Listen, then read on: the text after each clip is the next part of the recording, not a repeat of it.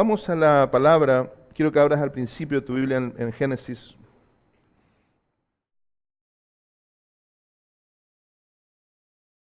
Génesis 1. ¿Lo encontraste? Fácil, ¿no? ¿Vieron qué fácil vino ahí? Génesis 1:1. En el principio creó Dios los cielos y la tierra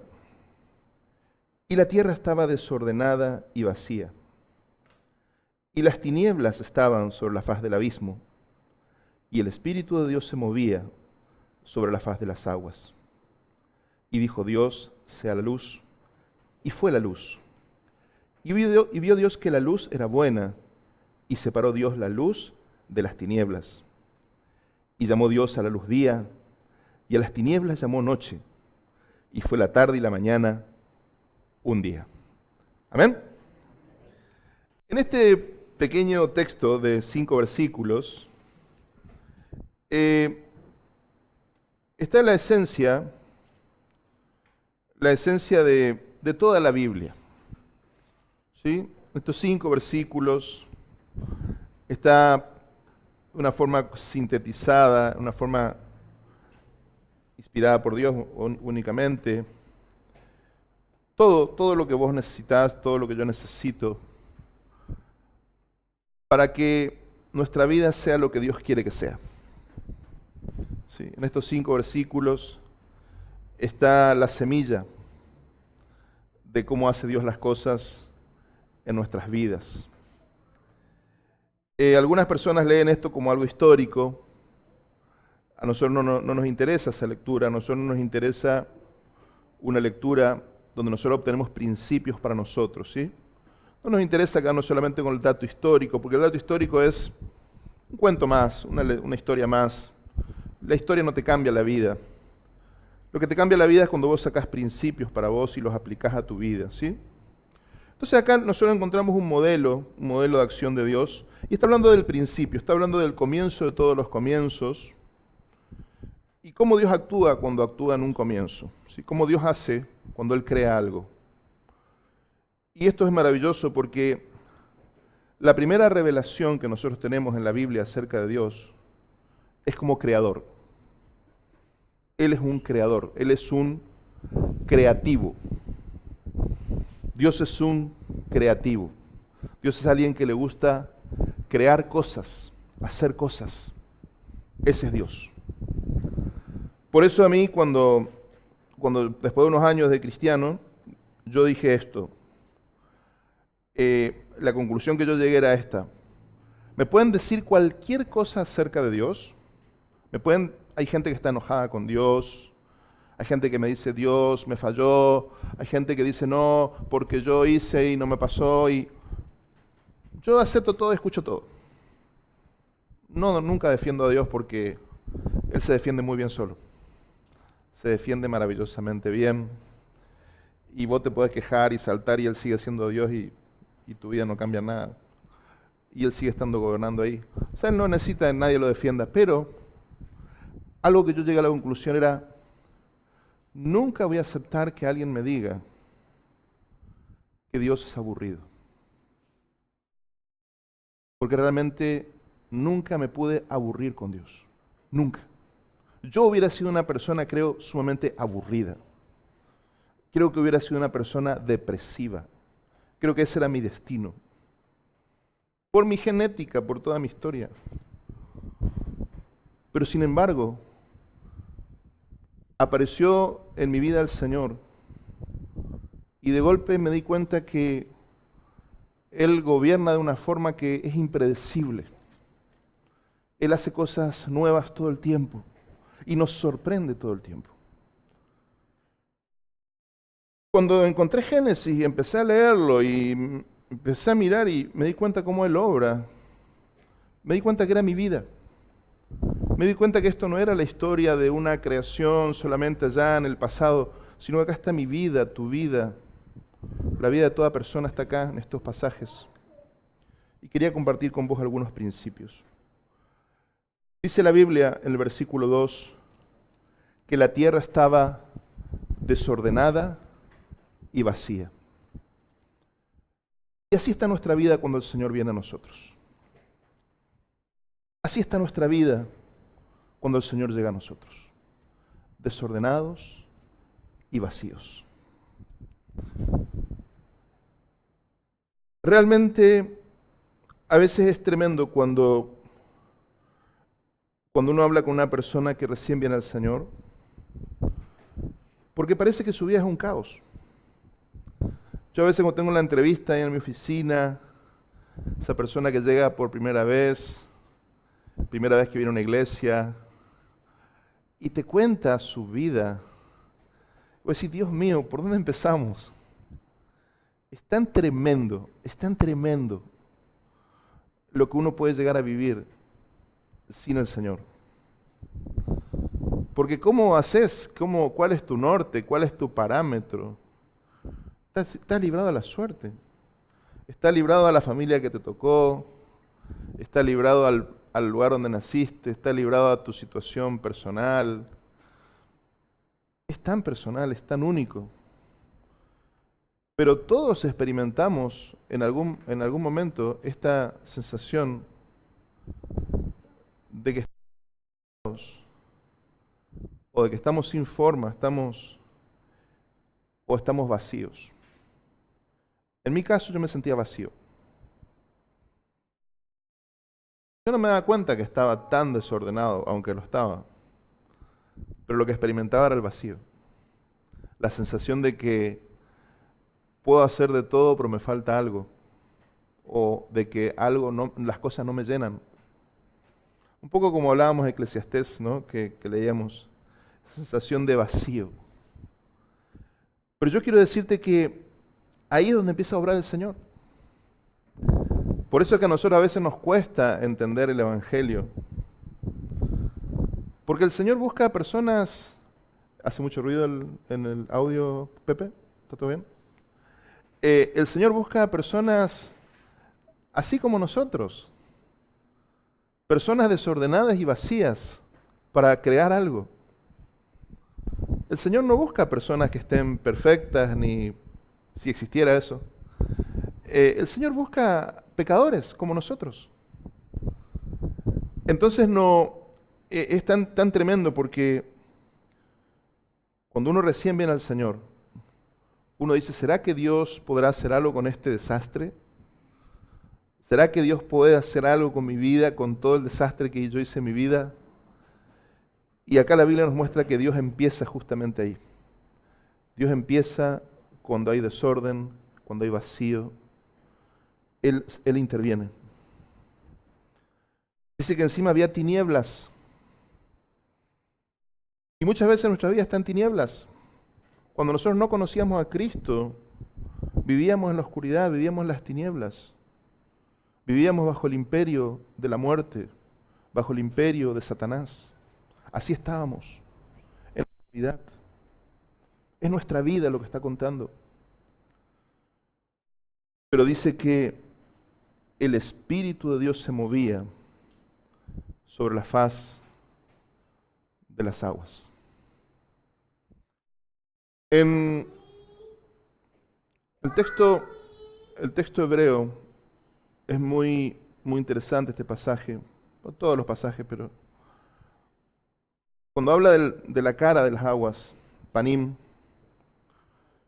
en el hebreo, el rostro, la cara, está conectado con lo más interior del ser.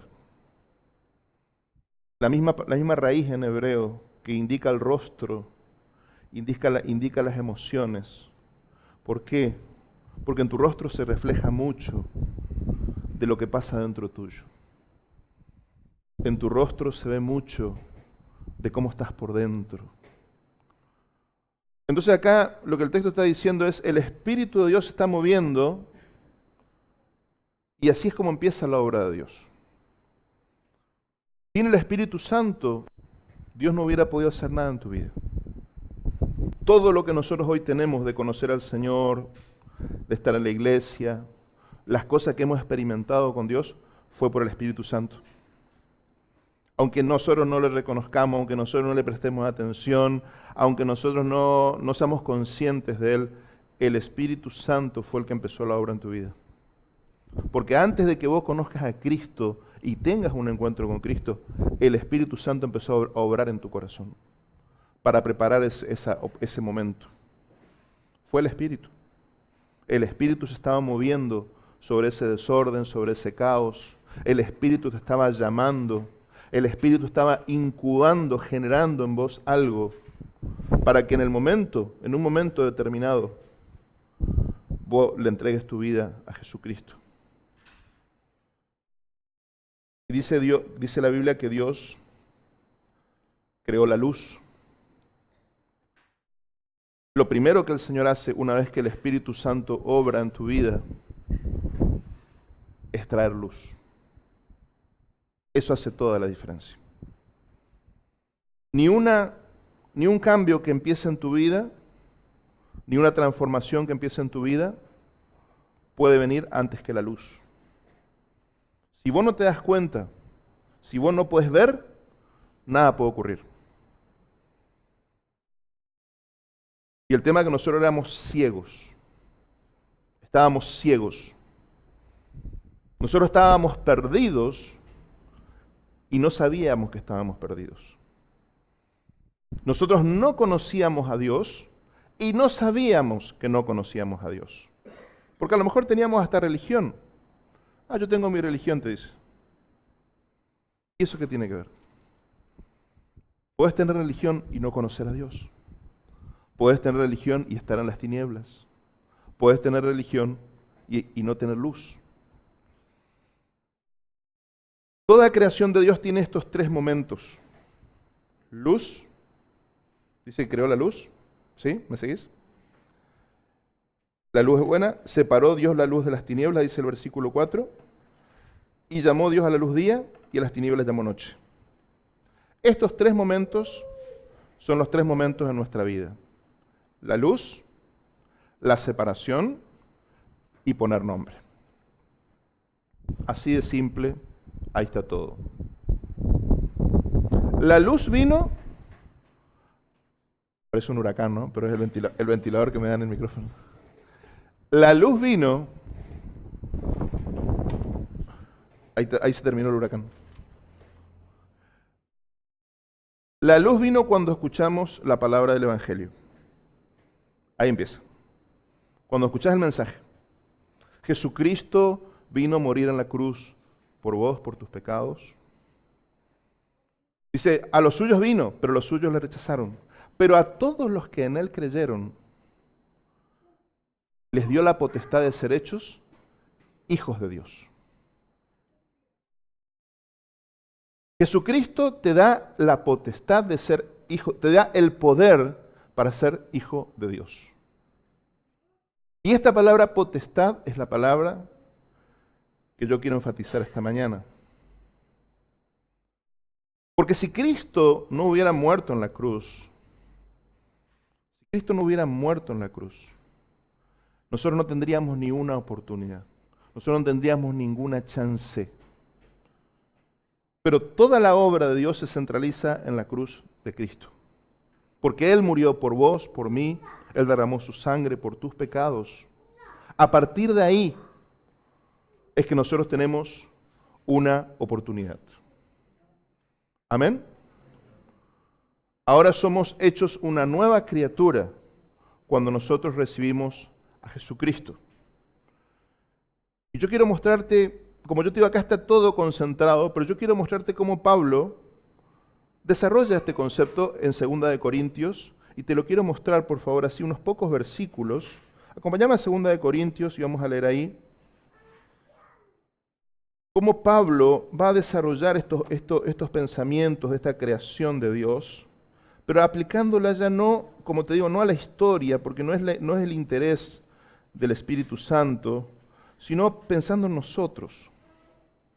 2 de Corintios, si me acompañás ahí, vas a ver cómo el Señor toma todos estos conceptos y los aplica a nosotros. Punto número 1 se encuentra en 2 de Corintios 4, versículo 6. Ahí lo podés ver en tu propia vida. ¿Sí? Dice, ¿lo tenés? Porque Dios, que mandó que de las tinieblas resplandeciese la luz, ahí está hablando de Génesis 1, ¿ok?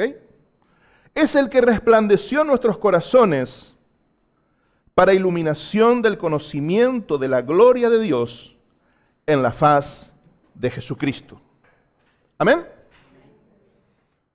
Está diciendo esto, lo que te estaba diciendo recién. El mismo Dios que hizo la luz, que creó la luz en el caos, en el vacío, en la oscuridad, es el que hizo que el Evangelio resplandezca en tu vida. Es el que hizo que venga luz sobre tu vida, para que vos puedas creer en el Señor. Por eso es que nosotros no podemos jactarnos de nada. Nosotros no podemos sentirnos superiores a nadie. Porque si el Señor no nos hubiera buscado, si el Señor no nos hubiera iluminado, nosotros hubiéramos sido iguales o peores que cualquier otra persona. Esa es la verdad. A lo mejor vos juzgás a tus padres, a tus abuelos, a tus parientes. Yo quiero decirte, si Cristo no hubiera venido a tu vida, vos hubieras hecho lo mismo o peor que ellos. Y Dios tuvo misericordia de tu vida. Amén. Dios ha tenido misericordia de nosotros y resplandeció el Evangelio en nuestras vidas. Ahora, ¿qué sigue diciendo Pablo? Ahí fíjate en el capítulo 5, versículo 17. Pasaje 16 dice así: de manera que nosotros, 5:16, ahí adelante un poquito más, de manera que de nosotros de aquí en adelante a nadie conocemos según la carne. Y aun si a Cristo conocimos según la carne, ya no le conocemos así. De modo que si alguno está en Cristo, nueva criatura es. Las cosas viejas pasaron, he aquí que todas son hechas nuevas. ¿Amén? Acá toma otro elemento Pablo y dice, Dios hizo algo, una creación nueva. Esa creación nueva es tu vida. Vos sos una nueva criatura. Sos una nueva creación. Sos un nuevo comienzo. Y aquí es donde nosotros tenemos que detenernos un momento. Porque nosotros ya no somos la persona que éramos antes. Esa es la verdad. Pero quiero que entiendas que así como cuando emerge la creación, es algo pequeño en un caos, en un vacío. Así la palabra del Evangelio es una semilla en nuestra vida. Es una semilla, es una oportunidad, es una potencia, es una esperanza. Pero no está todo resuelto, recién es el comienzo. Y ese es ahí donde a veces fallamos, ahí es donde a veces nosotros nos estancamos. Porque decimos, bueno, ya tengo a Cristo, ya conocí a Cristo, ya estoy en el Señor. Sí, está bien, pero esa era solamente la puerta. Jesús dice, yo soy la puerta.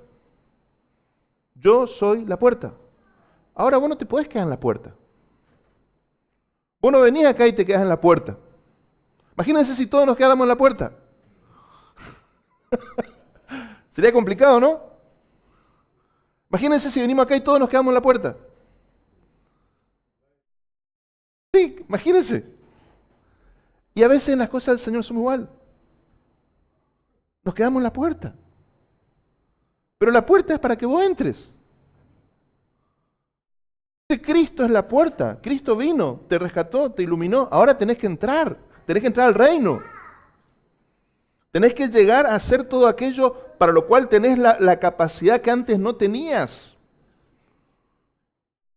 Porque Cristo te trasladó del reino de las tinieblas al reino de la luz. Pero si vos seguís teniendo comunión con las tinieblas, vas a seguir experimentando tinieblas en tu vida. Y ahí está el tema.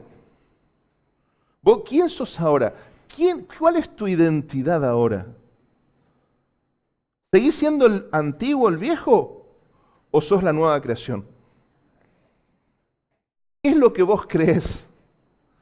Si vos crees algo, tenés que actuar alineado con ese pensamiento. El Señor dice que vos ahora sos su hijo, sos su hija. Yo te pregunto, ¿vos realmente te sentís hijo de Dios? ¿Realmente te sentís un hijo de Dios? ¿Sentís que Dios es tu Padre? No te estoy preguntando intelectualmente, ¿eh? No te estoy preguntando si vos sabés, porque leíste, porque... Estoy hablando de una experiencia. Yo no sé cómo es tu historia con tu padre humano, porque eso tiene mucho que ver, pero yo quiero decirte que uno proyecta todo lo que uno vivió con su padre humano, lo proyecta al Señor. ¿Sí? Estas personas que han sido abandonados por su papá, por ejemplo, cuesta mucho experimentar la presencia de Dios, cuesta mucho. Cuesta mucho experimentar el amor de Dios. Porque proyectan su experiencia, proyectan el abandono.